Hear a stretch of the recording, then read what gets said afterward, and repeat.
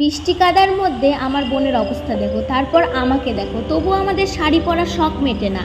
এত সাজার শখ যে বাড়ি থেকে খেয়ে আসতেও ভুলে গেছি। অসম্ভব খিদে পাচ্ছিল, তাই দোকান থেকে দুটো ক্যাডবেরি কিনে দুই বোনে খেয়ে নিলাম।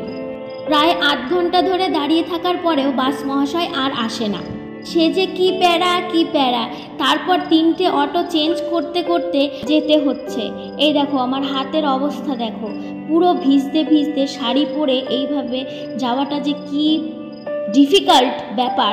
বোনের তো মাথা টাথা গরম হয়ে যাচ্ছিল রাগের চোটে, শাড়ি মাড়ি সব ভিজে একদম নতুন শাড়ি।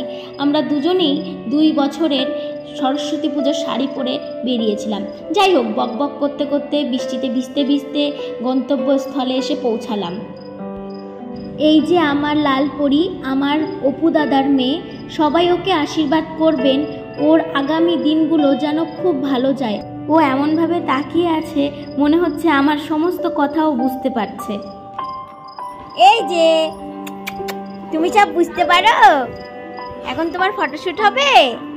হ্যাঁ, এই যে ওরে বাবা, ক্যামেরাম্যান জলদি ফোকাস করো। খুব খিদে পাচ্ছিল, এমন খান খাইছি যে উঠতে পারতেছিলাম না।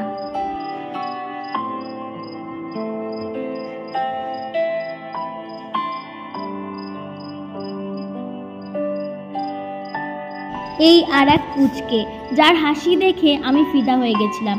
আমি ছোট থেকেই বাচ্চা খুব ভালোবাসি।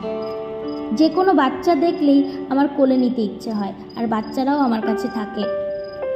দাদাদের সাথে খুব বেশি একটা দেখা হয় না, ওই একটু কোনো অনুষ্ঠান হলে দেখা হয়। সত্যি কথা বলতে সবাই এত ব্যস্ত হয়ে গেছে যে কেউ কারোর বাড়ি এখন যাওয়ার সেই সময়টুকুও নেই। কেউ তো আমাদের বাড়ি আসতেই দিচ্ছিল না, তাও যুদ্ধ করে আমাদের ফিরতে হলো। যাই হোক, এই আর এক বিপদ, রাস্তায় গাছ পড়ে গেছে, বাস দাঁড়িয়ে গেছে। যাই হোক, এই করতে টুকটুক করে আমরা দুজন আবার ভিজতে বাড়ি পৌঁছালাম। আমার কখনো দীঘা যাওয়ার প্রয়োজন হবে না, কারণ আমার বাড়ির সামনেই সমুদ্র।